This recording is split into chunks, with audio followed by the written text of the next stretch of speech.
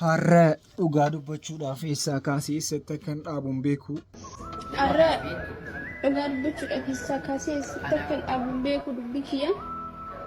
Maaliif waan tokko wal bartanii gaafa wal dhabdan hedduu tokko nama dhaga'ama. Walitti nama fidus rabbuma. Kan gargar nama baasus rabbuma jedheetuma sabara garuu haa ta'u malee hedduu tokko dacheenee jechuudha. Bakka.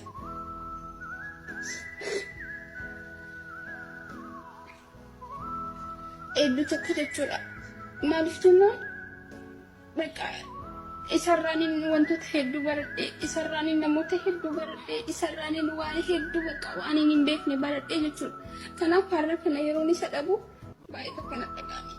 Bakka በጣም ነው ባይቱ ለማንኛውም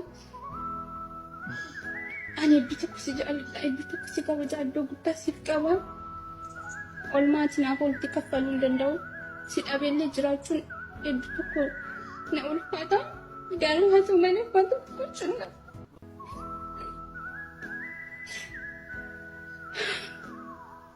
amma tokko gochuu waan hin dandeenyeef sabbareetuma dhiyeessuudhaan jechuudha. Kennaa du'aayitti mana godha.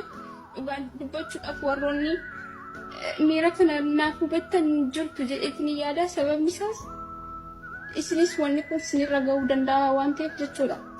Tara taraa walitti bu'uu ta'e malee haa ta'u miirri kun baay'ee cimaa.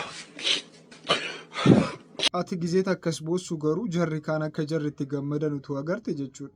Akkasiin boossu ture.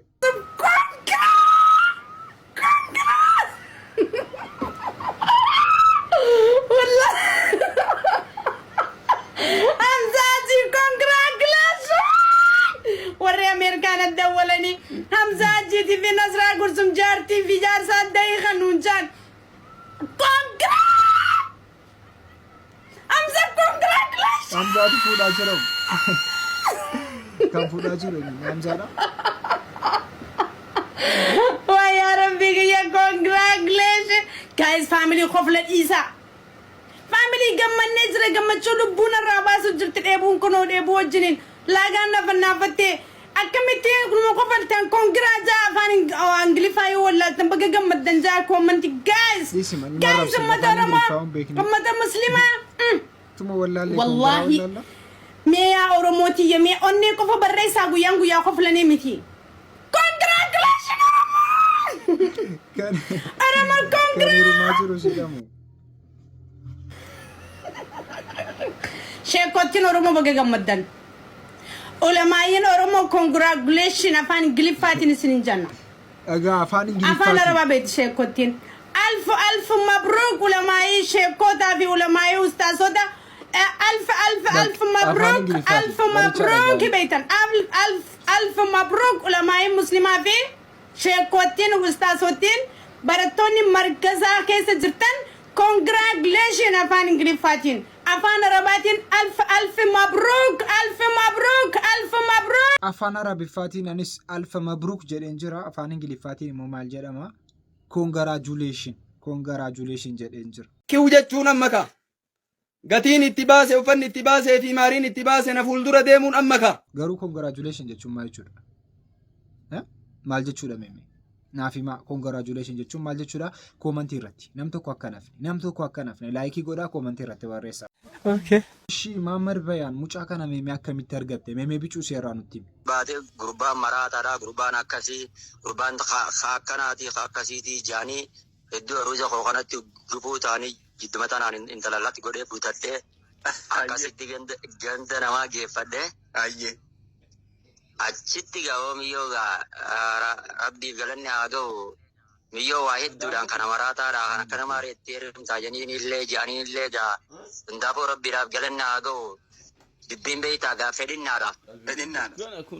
Akkasitti gaa du'a malee jettee akkasitti gaa birraa waan barbaachisu hunda aarsaa barbaachisu qabalee akkasitti ede nafaa godhadhee kunoo ede goobaan galee muteera wal faana hiriirsee akkasitti aruusni baadiyyumatti hafee booka muteera kun. Wallahi baga gammadde si caalaa ana gammade yoo siin jeeni amantaa. Allahu akbar. Wallahi akkana gammaddan kuno isinirraa mul'atti miti yaa Hamzaa fi Wallahi si caalaa ana gammade maaliifi qabsoon ani hawwaa ture. Ilmi keenya ilmi biyya tiyyaa tokko gisee dhalaa jechuun. Namni garuu namni baay'een hin jaallanneefi booniyyee namni baay'een hin jaallanneef akka booniyyee jibbamte hin beeku. Isa si normaal no jettee sanaaf miti gambaa namni baay'ee jibbee natti fakkaata. Waan mataa gadi siin qabachiisuu fi waan mataa ol siin qabachiisu tokko illee hin jiru jechuudha. Normaal nahi. Hello, salaam alaikum. Wa alaikum salam wa rahmatullahi wa barakatuh. Nagaya. Fayya haadha manaaf amma bayaan kabajamtu kabajanu goote ustaazti. Naga wallahi alhamdulillah. Baga gammaddan horaa bulaa. Baga gammanna walumaan waami. Baga waliin gammanne kun gammachuun keessan qofaami gammachuu keenya hundaati. Gammachuu hawaasni miidiyaa kun guutuudhaan akka ajaa'ibaati. Mee har'a guyyaa kana guutuu gammachuu teessan akka dachii balleessite ilaala. Baga gammaddanii horaa bulaadha. Amin amin baga walumaanu gammanne amma gammachuu irratti wajjin jirra laagisee hunda gammachuu irra wajjin dhaabbannaa. Ayya inshallah. Akka ajaa'ibaa jabeeffadhaatii bultii dhiira daran dhalaa bultii jabeessaa. Bultii tee marxootti hidhadhu akka ajaa'ibaatti yoo abbaan manaa dongoree abbaan manaa gorfachaa bultii kabajaa. Mucaan garuu dhugaa rabbicha baay'ee namatti tolti. Jireenyi keessan kan itti fufuu haa ta'u kan ilmoo argatanii jireenya gammadaatti jiraatan isiniif haa ta'u jenna ustaas. Oromoo meeqoota irra poostii booniyyee shawaataa dubbifna akkana jedhe waan leenci lafatti gate sareettu lafaa kaasaa jettee poostii goojarra fiifiishirraa. Hayyee sareen eenyu leenci eenyu maaltu gatamee maaltu lafaa fuudhame. Dhugaa rabbii nan kofla ciyoo koflees na qabuutee booniyyee.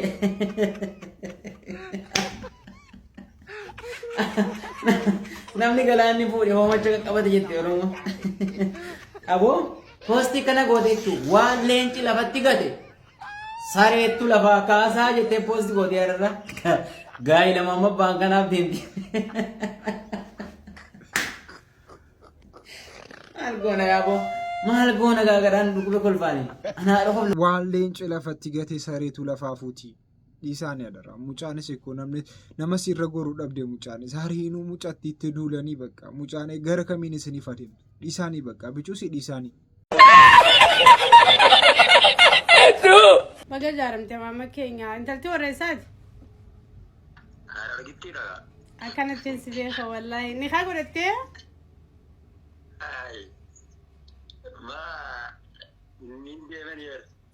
Mabruk wallahi ni deemattee.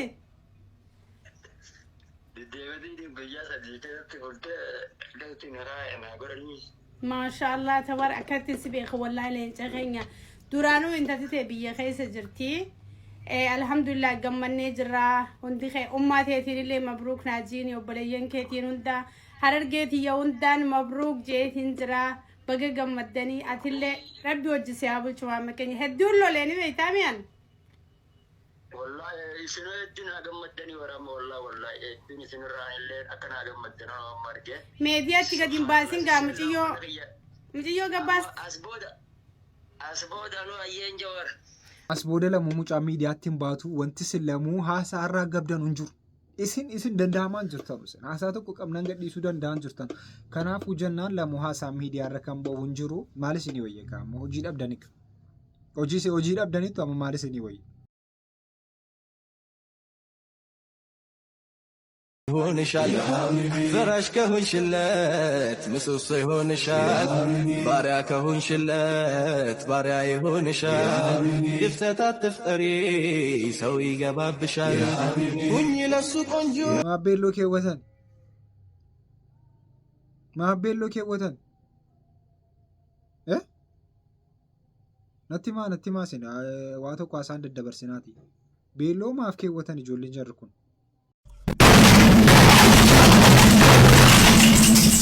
Mimi namni danuu kan gaafataa jiru haasaan baay'isee akkam ta'e kan jedhamaa jiru jira. Mucattiin kun duuteetti jedhamaa jira. Mucattiin duuteetti amma immoo reenfasii biyya alaadhaa fiduudhaaf dirqama uummanni walitti bu'ee barrii walitti qaqqabuu qaba jedhamee jira. Mimi jirarraa barichaa dhagaa. Diinitti duutee jirtu akkuma isinitti mara deebi'ee isinitti maaraa baay'iseen biyya lafaarraa boqotteerti. akkuma obboleettiin keenya nutti maa turte namichi naftanyaadha jedhame sunis wanni inni ajjeese hin jiru. Ansoba naasawu shufeerii kana erge isaa dhugaadha. Dhufee dhiyaatee nutti mul'isuun badiidha. Obboleettiin keenya biccuu sii dubbatti akka nu jara shakkinu kan nu godhe baqachuu jaraati malee nu nama maqaa namaa balleessu miti nama dhugaa namaa galchuu naftanyaa miti yoo sheexana ta'e iyyuu ilma namaa haqa namaa nyaannu akka keenya dabarsinee hin kenninu. Aan akka kootti kan mubaarakatti dubbadhoo naan jettan an naftanyaas ta'e jinniis ta'e jaankaas ta'e ilmi namaa na biratti ilma namaati waan sabni isaa kan biraa ta'e maqaan isaa baduun barbaadu ajjechaa sana keessaa quban qabu obboleessa keenya kabajamaa artisti Tufaadhaa nan ergaa yoo suuraan kun maatii ta'e ergamu naan jedhe nan erga innum ta'e ergu harka isaatiin yoo immoo lakki jedhee amma ilaaltee dhuftee uummatatti hin ta'a aan akkasiniin jedhu suuraas maatiitti erguu hin danda'u maalis erguu hin danda'u isin gachuu bichatti jabaadhaa itti gaafatamummaa guutummaan guututti nan fudhadhaa akkasiin itti duute waraqaa embaasiif mootummaarraa warra dhaqee achii kaaserra tokkoffaa wanti namanuu qabdan ana caalaatti mootummaan Saawud Arabiyaa namni tokko makiinaadhaan du'ee jennaan sobee manarraa kufte hin jedhu yoo immoo manarraa kufte makiinaan duute hin jedhu geessanii obboleettiin keenya dhibbaan dhibbatti kan isin duute Paakistaaniin tu mana xalabaatii balleessee gara mana obboleettii firasii geessu makiinichi akka hin taanetti goommaan xaaxa'ee samii keessa ol ka'ee akka inni garagalee fi waa hedduu akka inni lafarratti illee baay'ee jala miidhe lafarra gangalatee makiinichi miidhaa guddaa akka jararraan ga'e barreeffamaanis na bira ga'ee jira viidiyoodhaanis na bira ga'ee jira obboleettii keenya illee hattaa mallatoosi mallattoo harka qobaatti mallattoo maatii maaliif waa hunda nan haasofsiisna waa hunda haasa'uun barbaadu kun obboleessaa kun fira maali tufaa yoo obboleessa ilma oromoo nama oromoodhaaf wareegama hiriyoonni isaa biraa kafalanii illee lubbuun jiru ta'e malee walumaa galatti akka isinitti himuu hin dandeenye ta'e deebiin obboleettiin keenya boqotteetti reenfisiis argameera maatiin immoo burjaajii keessa jiru hagalchinuuf immoo maal wayyaa artisti Tufaa asirratti yaada kenniti yoo uummanni hin galchinaa jabaannee galchina riyaala 100 kennine jedhe isinii wajjin hin jira lakki hin galchinuu hateessuu yoo jedhe immoo manni isinii wajjin hin jira aan dirqama koo fixadheera artisti Tufaa waan jettu jedhi footoon keessaan si ergu dabarsitee namatti hin argin dubbadhu ammasitti. Waan jedhu ammaa nan qaba waan jedhu hin qabu amma viidiyoo illee ilaaluudhaaf carraa akkasii wanti hin jedhu akkamitti akka reeffishii gara biyyaa galuu irratti xiyyeeffachuudha namni egaa dhalli namaa jijjiiramaa biyyaa ba'a of jiraachisuu biyyaa ba'a maatii fi jijjiiruu biyyaa ba'a. Biyyaa baatee kaatee deebitee morakkataa obbolaa si dhukkufate gargaaraa jirti. Deebitee immoo du'aan si biyya galuun jira. Madaamiin fooqii irraa darbachuun madaamiin ajjeeftee kaatee shinti beetii keessatti kuftee duute jechuun akka danuudhaan duute jennaan reenfa sii fudhannee yaa rabbi ati argi yaa rabbi akka sii baasennee rabbitti kennannee maatiitti erginee qabarsiisaa turre. Shamarran duutee kaatee baduun garuu abadaan hin niisuwan. Na amanaa dhimma kana hin niisu waadaan. Dubartiin duutee kaatee reeffisii dhabamuun abadan hin fudhuan kana hin qabee jira jechuudha. Ajandaan koo kana. Dhageessanii sinii galam duutee kaatee dhabamnaan mucaan kun kalas shamarran biyya arabaa hundisii akka waan duutee dhabamtee tallaala firoomas dhiisee miidiyaa sinii dhiisee deema. Dhugaan siniin jedha. Reenfi mucaa kana hamba'u taanaan miidiyaan fayyadamuun. Maaliifan fayyadama eenyu fassagalee ta'a. Akkasii kaa ijoolleen keenya maatiidha jedhanii biyya alaa deemanii biyya alaa irratti immoo yeroo wanta akkasii jara qunnamu dhugaa rabbi baay'ee nama azzansiisa. Wanta nama azzansiisu keessaa inni guddaa maa inni beektu isin achi teessanii nama gargaaraa baatanii booda irratti immoo gisee rakkinni tokko isin qunnamu waan sanallee furachuu kan hin dandeenye ta'uu keessantu baay'ee nama azzansiisa. ይሉኛል አሁን እንደዚህ በሂጃብ ሲያዩኝ ማለት ነው። እንግዲህ ላይክ ጾመኛ ነኝ። ጾመኛ ሆኜ ደግሞ ፀጉሬን ላይ ቂል ጾም አልችልም። ገባችሁ? ተሰትሬ በስነ ስርዓት ልክ እንደዚህ አምሮብኝ ሂጃቤን ጠምጥሜ ነው ልጾም የምችለው።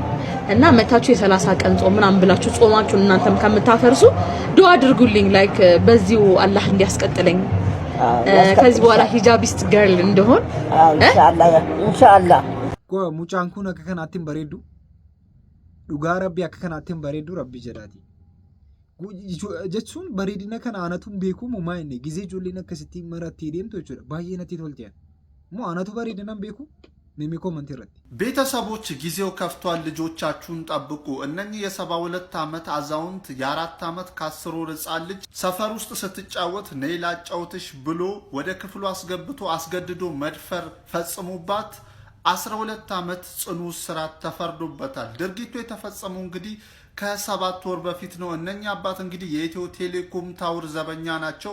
በሰዓቱም እንግዲህ ይቺ ሕፃን ልጅ ለመጫወት ሰፈር ውስጥ ትወጣለች። እነኛ አባትም እንግዲህ ላጫውትሽ በማለት ወደ ክፍላቸው አስገብተው አስገድዶ መድፈር ይፈጽማሉ። ህብረተሰቡም በሩን ገንጥሎ ሲገባ እነኛ አባት ራቁታቸውን ነበር የተገኙት። ይኸው በትላንትናው ዕለት ፍርድ ቤት ቀርበው 12 ዓመት ጽኑ እስራት ተፈርዶባቸዋል። ቤተሰቦች ልጆቻችሁን የትም አትተው፣ ጊዜው ከፍቷል። ይህ ቪዲዮ ለብዙ ሰው ሊጠቅም ስለሚችል ኮፒ ሊንክ፣ ሪፖስት፣ ሼር ማድረጋችሁን እንዳትረሱ። ጃርሰው ምሪ ወጋ ቶርባተሚ ሜቃቱ ይጉድ ይደራወቴ ብያ ከሚ ኬሰ ጀራ ዱጋራ ብቻ ማይና ነምነሪን ወክስ ቢኔንሰ ተውኒ የቹን ማል ጀቹን አመኩን ጃርሴር ገሲ ኮ ፊቲቃ ቢከን ጎርሱ ይዋነ ከሲራ ዋነ ከሲ ወጀታ ኦፊሳቲ ዴቢ ማሉበቱ ሚቲ ማኔ ዋንበር ፊደ ማሉበቱ ሚቲ ደንደውረ አመላ ሃዶቲ ኬኛ ጊዜኑ ገርጋሩ ዳጀን ወራን ንጀታ ጅራ አናረከስ ፊጤራ ምናምን ነው እንጀል ነቲ ማዬ መላግዝሽ ምንም የለ ልጅ ጨርሻለሁ።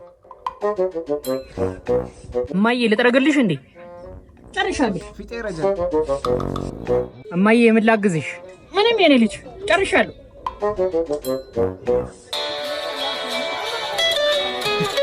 ጊዜ ባንኬኛ ቢልቢሉ ፊምቦ እንዴት ሆንሽ ባለቤቴ? ምንድነው አለ ብለህ ነው እዚህ ቤት አንድ የሚያግዘኝ ልጅ የለ። ለፋለው እኮ ጠዋት ጀምሮ አንድ የሚያግዘኝ ሰው የለ። እንዴት ዋልሽ እንኳን የሚደኝ የለ። አይ እዚህ ቤት ዶሮ ወሮኛ اللهم بارك لنا في باجاجنا وبارك لنا في موتورنا وبارك لنا في المتارة وبارك لنا في أرضها وبارك لنا في أزراعها وبارك لنا في أشجارها وبارك لنا في قاتها وبارك لنا في دكانها برحمتك يا رب العالمين. اللهم وسيل المتارة اللهم وبارك المتارة برحمتك يا رب العالمين. ربنا آتنا في الدنيا حسنة وفي الآخرة حسنة وقنا عذاب النار. جرى باجاجي جرى موتاري دافيس أكس كارتا ما في جرى إسن غرو مال كارتا جرتو أمنا ጨሉ መጀተኒ ታአጀርቶ መከኮት የዋና አከኮን ተይናስ አከኮተውን ቀብደን ዱአይ በሬቻ ከዳ